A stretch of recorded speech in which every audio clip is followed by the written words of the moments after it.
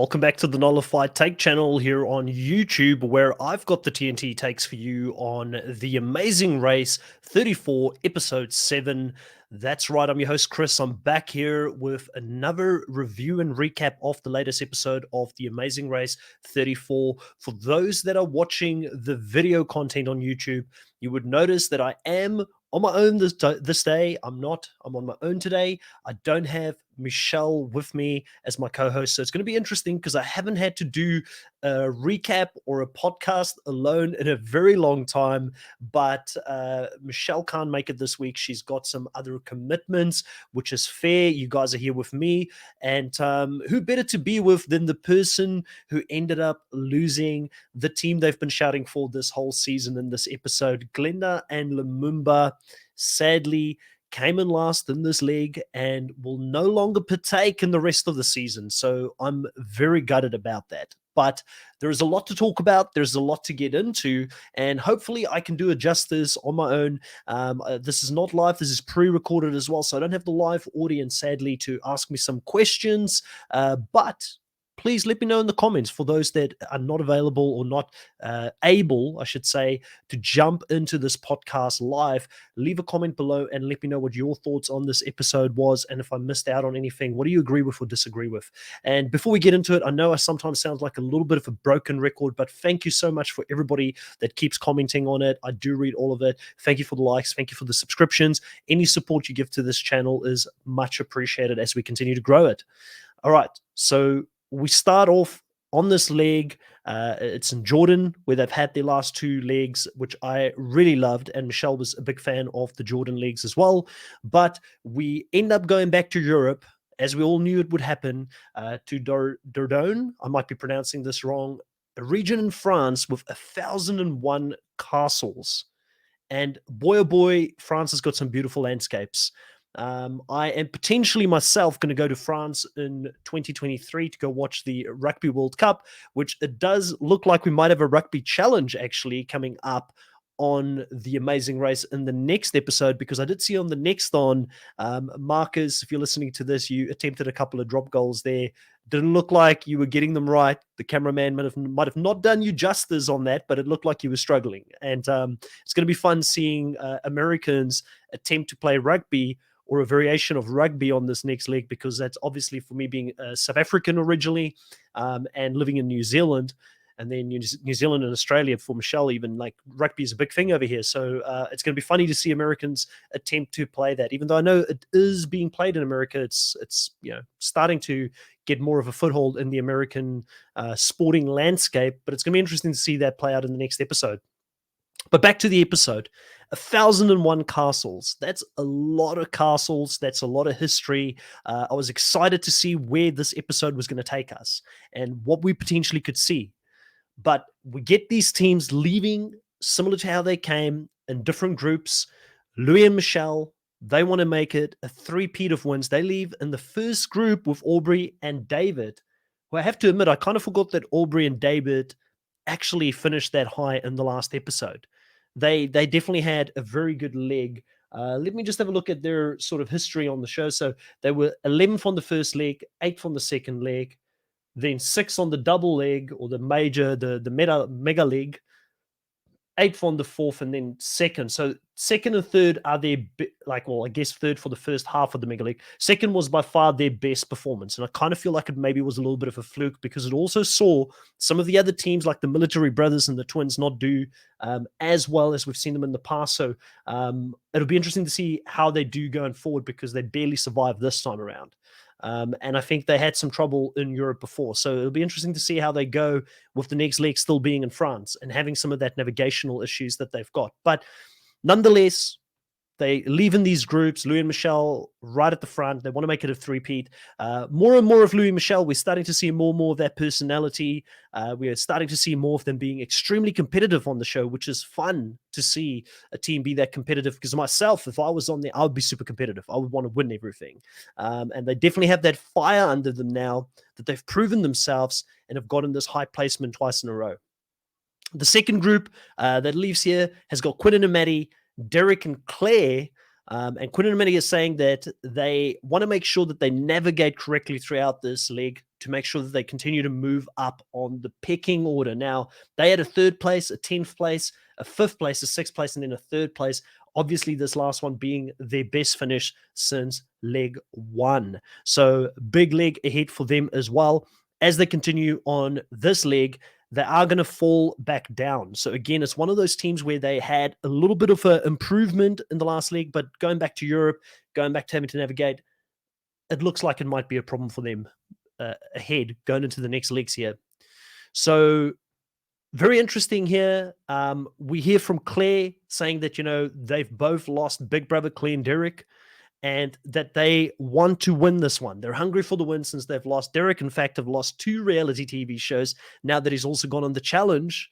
But I do think it's giving him some experience on how to be a quote-unquote professional reality TV star, because this is going to be his 3rd showing on a show like this. And I do think you learn some tricks of the trade if it's not your first go around, which probably came in handy later on when they had to choose a detour and they had to do all those different challenges. But we'll talk about that as we get to it. One of the funny comments here early on was Derek saying that he is fun employed, the F being silent, Claire saying he doesn't have a job. She kind of looks like she's desperate for him to get a job.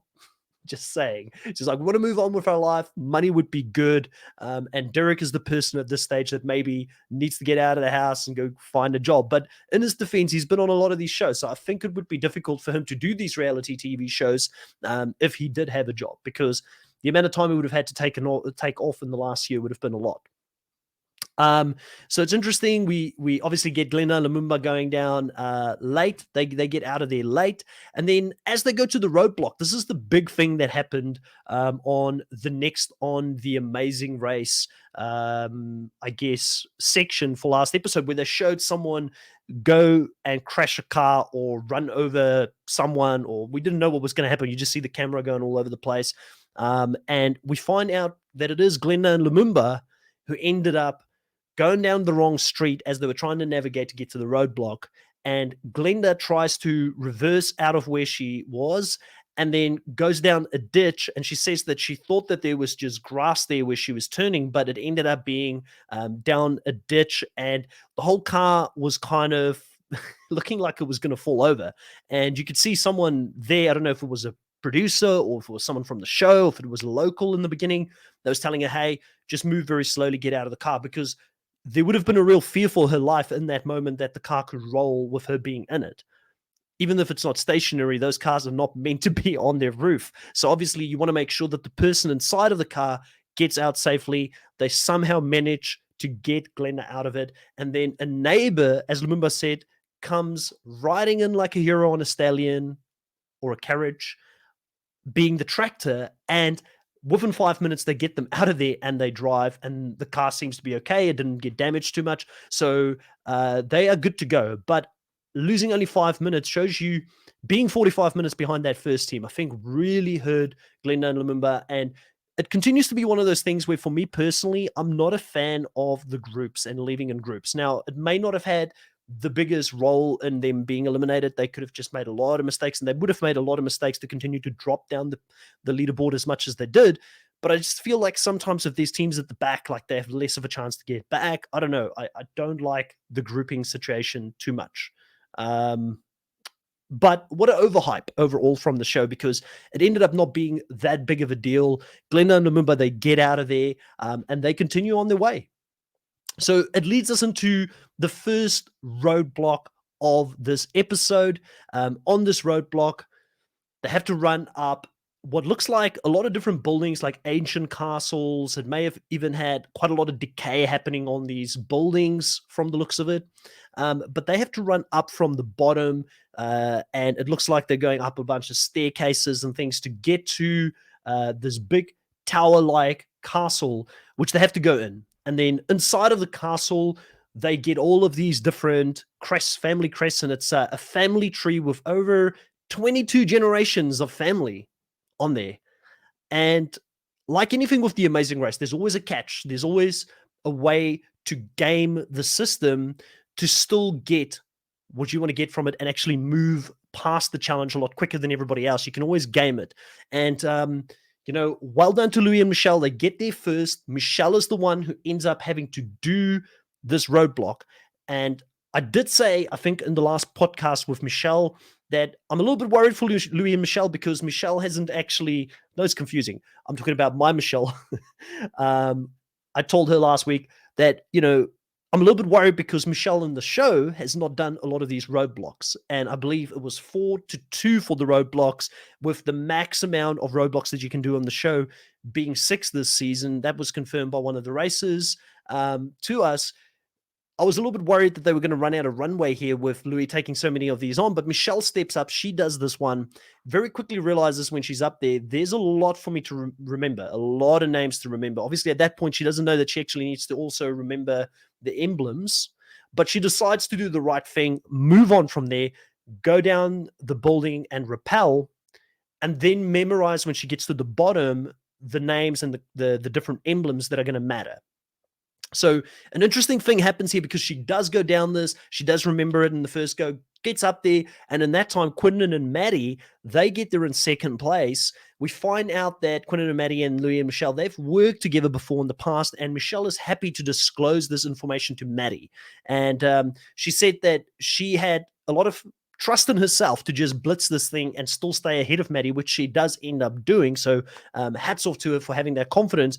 And this is just another way for them to, I guess, reach up with the olive branch and continue to build that relationship with Quinton and Maddie, that maybe the favor will get returned in the future.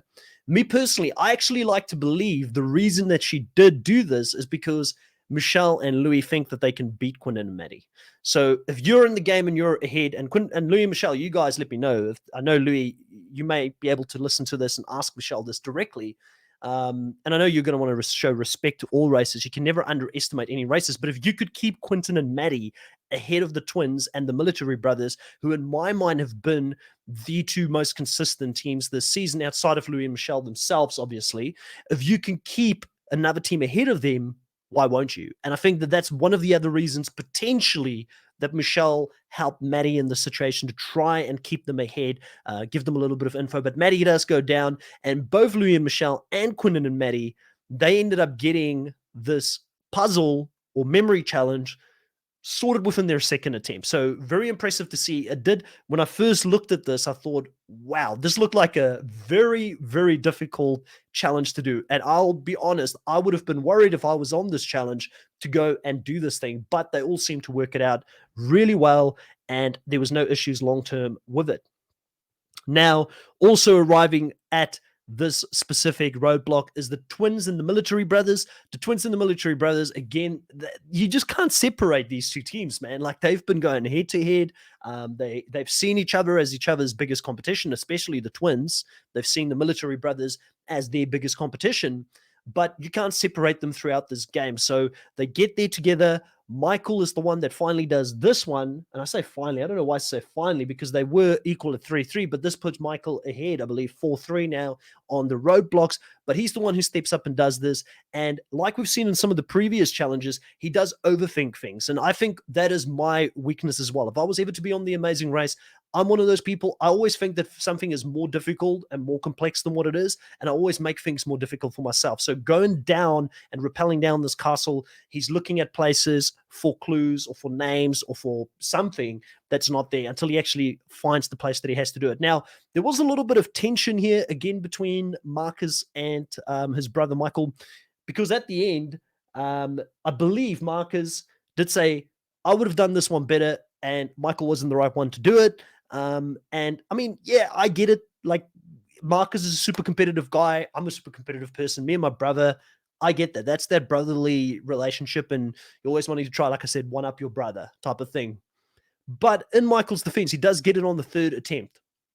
So it's not like he was completely blowing it out. It's not like he was doing it 5-6 attempts. So I know most teams seem to get out there very quickly, because at this stage, Emily and Derek does go past them in third and fourth place.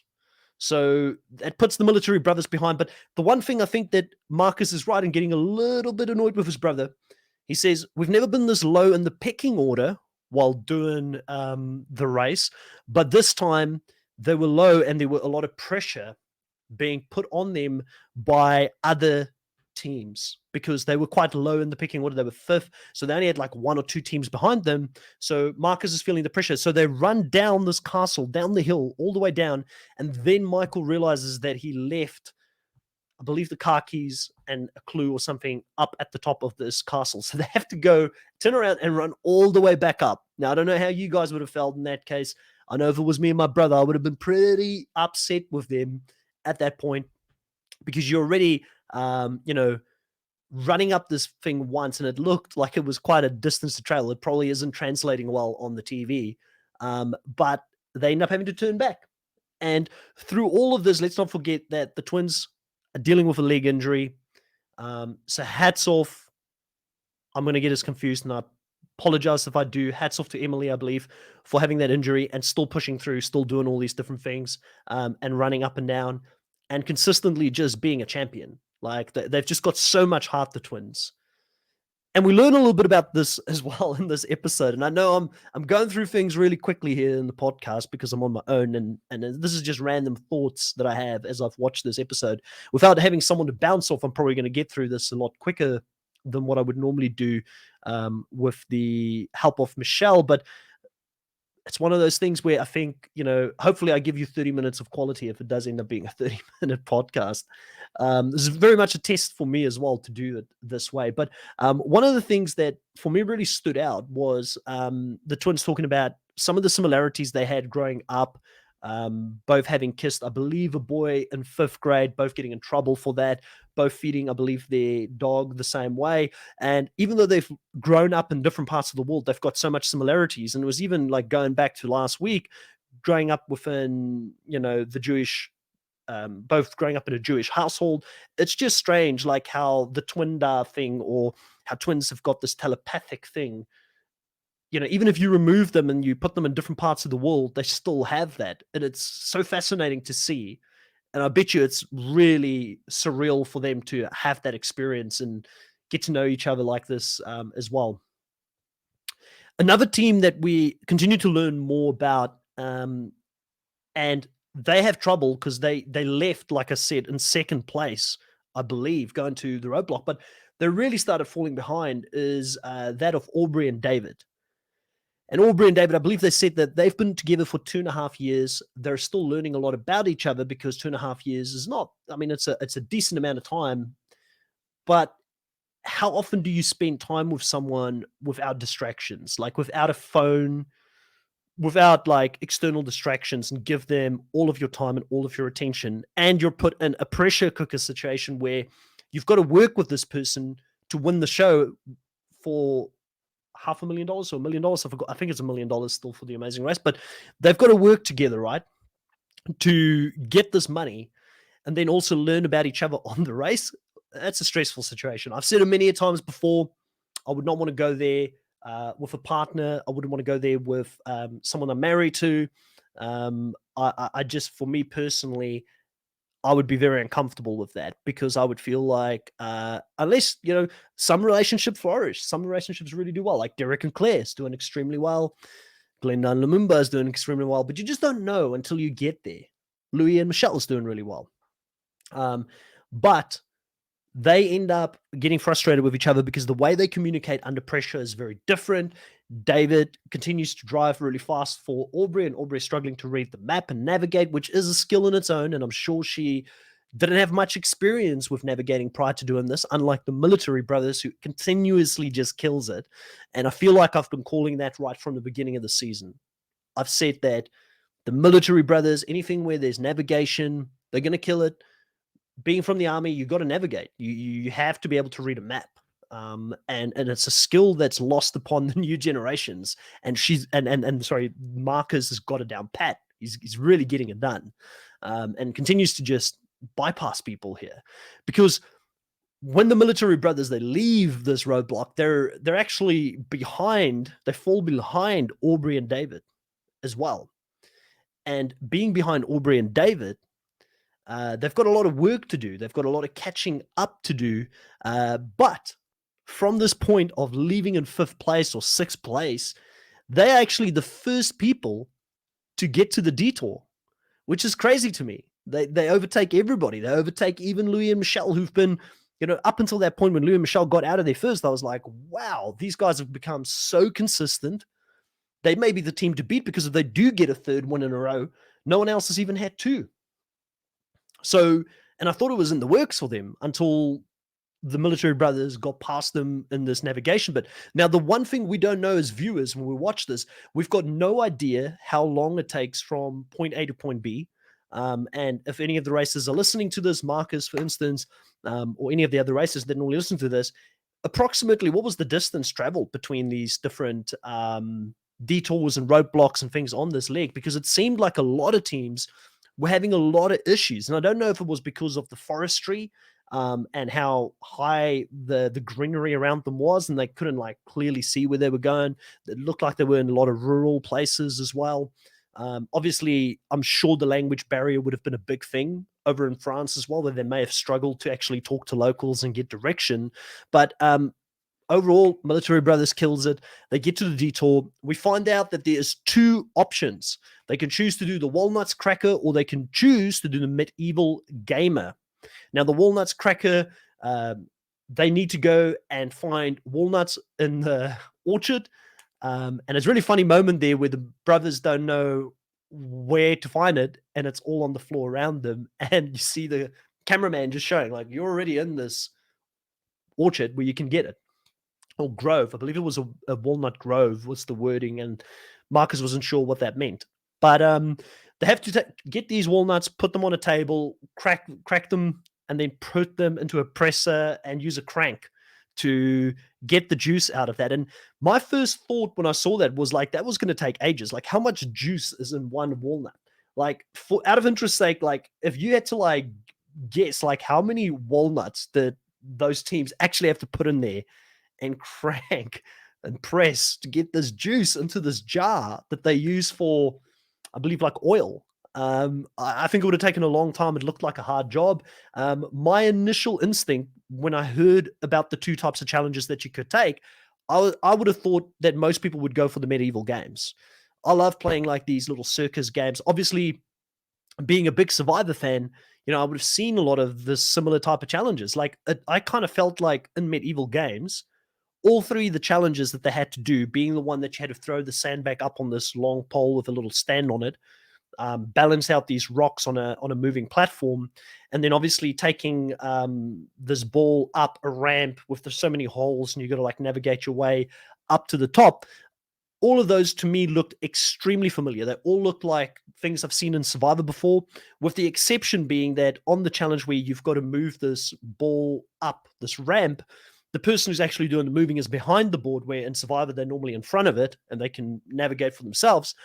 You kind of have to rely on your partner. Your communication's got to be clear, and you've got to trust that they're telling you the right thing, and then that way you could win that. So it looked like something that I would have really liked to attempt. So I would have been interested to know what Michelle would have done. Sadly, I don't have her here to ask her, if we were a team, which one would she have navigated to? Because I would have gone either way. It wouldn't have bothered me too much. But I agree with Claire. When Claire gets there, she's like, everybody's doing the Walnuts Cracker. Let's go do the Medieval Gamer, because this is where we make up time. This is how we get ahead of teams. And they end up doing it. And it's interesting because Louis and Michelle also had the instinct to go and do that, but they ended up changing their minds because they really struggled on the very first challenge. And you almost wonder, should they have gone and again, Louis, you can correct me. I know that the show doesn't always show us everything, but you almost wonder, should they have tried one or two of the other games first to see if they could at least get those two knocked out quickly, and then they would have had a little bit more time to practice on that board. And it would have been very interesting to know how long they were there as well, because it seemed like they moved away from it very quickly. So ultimately, they do go to the Walnuts Cracker. Obviously, the military brothers are there for quite a while. It looked extremely time-consuming, but the military brothers did work up quite a lead for themselves, getting there as quickly as they did. So they end up going out of there at first place.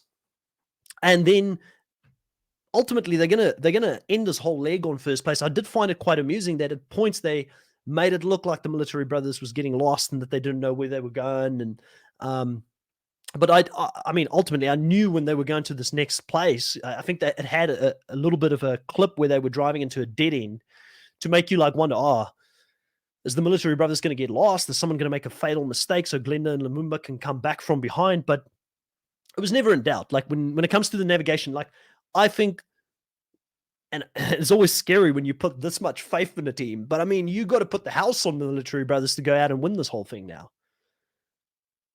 Like Louis and Michelle, you definitely have a shot as well. You've won two. I don't want to disrespect the fact you both have done extremely well, and the twins have also done well. Like this is definitely one of the most balanced seasons ever because there's a lot of good people. But if it's going to be navigation, then I feel like they're going to kill it.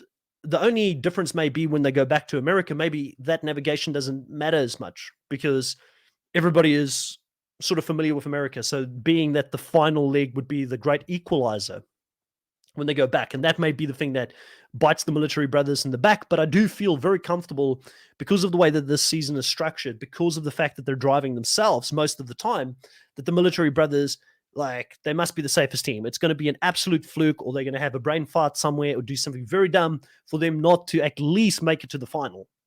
And then the final leg, the great equalizer might be the fact that they're all in a very familiar surrounding. So that's where my money is, and they also get a $7,500, I believe, reward, both of them, after the race to enjoy. So well done to Marcus and Michael for getting the first place and having a very dominating performance. Obviously, the only flaw in this was Michael having to run back up. Can you imagine how much quicker they would have even been if that didn't happen? But they go to the pit stop, and the pit stop is called Panorama, which is interesting because obviously you get the panorama photos that you can take, these wide views, and it had a spectacular view at the top of this river, and just a lot of green landscape around. So it looked absolutely stunning, and I believe it was close to a place called Dome as well. Outside of that, obviously Claire and Derek, they change it around. They get out of there in second place at the detour, but somehow they still fall behind, I believe. They get into third place with the twins getting that second place. The twins overtake them again on the navigation, which shows why the Military Brothers and the twins have been the two most dominant teams. Their navigational skills are next to nothing. And it also restores a little bit of balance here because I feel like they have been the most consistent team. So we do get to see them go back up. Louis and Michelle, who ended this in first place, wanted to get that three-peat. They do still finish or feature in the top four. They get fourth place behind those teams and still had a very good round. I just don't know where things went so wrong for them. Would it have been better for them just to stick to doing the games? Did they maybe give up too quickly on that? Or was the navigation always the thing that was going to bite them in the behind, basically?